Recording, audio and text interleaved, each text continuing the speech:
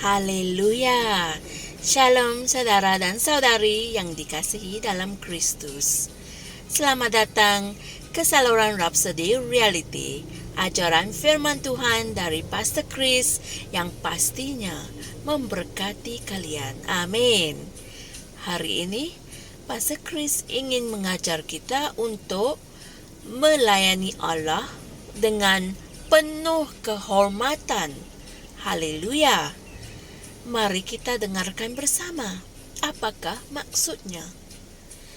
Ayat Injil pembukaan dipetik dari Roma 1 ayat 9 yang berkata, "Kerana Allah yang kulayani dengan segenap hatiku dalam pemberitaan Injil anaknya adalah saksiku, bahawa dalam doaku aku selalu mengingat kamu." Haleluya. Apabila kamu mengkaji kehidupan Rasul Paulus, kamu akan mengerti dengan lebih jelas mengapa dia begitu berjaya dalam pelayanan. Paulus memahami apa yang dimaksudkan untuk melayani Tuhan dengan dan dari rohmu, dengan kehormatan yang sejati. Haleluya. Bukankah itu serupa dengan apa yang Yesus katakan dalam Yohanes 4 ayat 23 hingga 24? Dia berkata, Allah itu roh, dan sesiapa yang menyembah dia harus menyembah dia dalam roh dan kebenaran, sebab Bapa menghendaki penyembah yang sedemikian. Amin. Inilah kehidupan Paulus. Apabila dia berkata, aku melayani Tuhan dengan rohku, dia sedang menyatakan bagaimana dia hidup setiap hari. Sekarang, kamu boleh mengerti mengapa dia berkata dalam Filipi 3 ayat 3, kerana kitalah orang bersunat yang beribadah kepada Allah dalam roh. Haleluya. Rohnya disesuaikan melalui firman dan persekutuan dengan Roh Kudus yang menjadikannya seorang penyembah sejati. Haleluya. Inilah kehidupan yang kita telah dipanggil untuk hidup. Kita harus melayani dan menyembah Tuhan dengan dan dari roh kita, dengan penghormatan yang layak baginya. Alkitab berkata dalam Wahyu 4 ayat 10, maka tersungkurlah ke-24 ketua-ketua itu di hadapan dia yang duduk di atas tahta itu, dan mereka menyembah dia yang hidup sampai selama-lamanya. Dan mereka melemparkan mahkota mereka di hadapan takhta itu. Haleluya. Mereka menunjukkan penghormatan kepada Tuhan dalam penyembahan. Kadangkala penghormatan itu merujuk pada bersujud secara fizikal, tetapi hati yang bersujud adalah yang lebih penting. Haleluya. Ramai yang tidak faham apa artinya untuk menghormati Tuhan. Sesetengah orang Kristen bercakap dalam bahasa roh dengan tidak ada rasa hormat, di mana mereka lupa bahawa mereka bercakap dengan Tuhan dan bukan dengan manusia. Alkitab berkata, orang yang berkata-kata dalam bahasa roh tidak berkata-kata kepada manusia tetapi kepada Allah. Dia membicarakan hal-hal rahsia kepada Allah dalam roh, dan hal ini boleh didapati dalam 1 Korintus 14 ayat 2. Jadi, mengapa seorang anak Tuhan harus bercakap dengan Tuhan tanpa rasa hormat?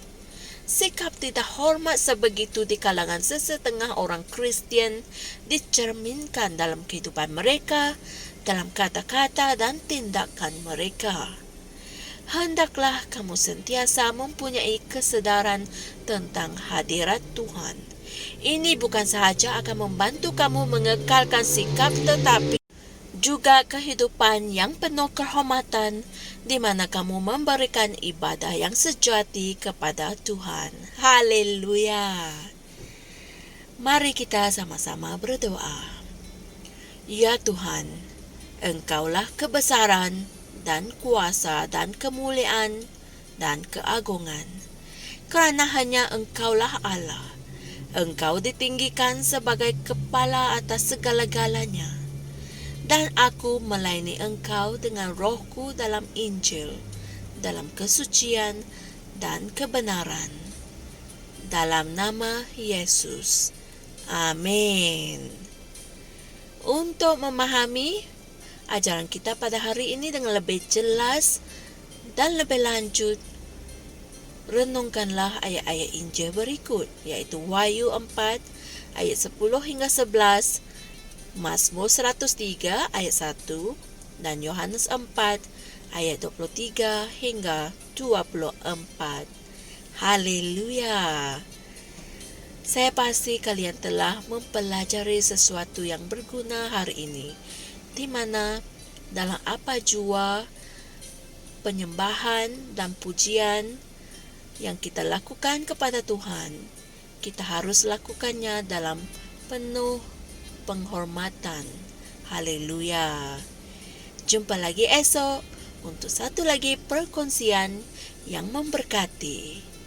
Amin. Shalom. Kami percaya saudara-saudari semua telah diberkati dengan perkongsian firman dari Rhapsody Reality. Bagi sesiapa yang ingin menjadikan Yesus Kristus sebagai Tuhan dalam kehidupanmu, kamu boleh mengucapkan doa ini bersama dengan saya. Ya Tuhan Allah, aku mempercayai Yesus Kristus, Anak Allah yang hidup dengan sepenuh hatiku. Aku percaya Dia telah mati untukku, dan Allah telah membangkitkan Dia dari kematian. Aku percaya Dia hidup hari ini.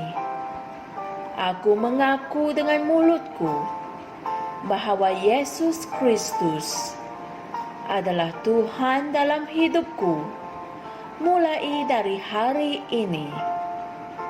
Melalui Dia dan di dalam nama-Nya, aku mempunyai kehidupan yang kekal.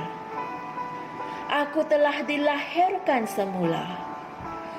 Terima kasih Allah kerana menyelamatkan jiwaku.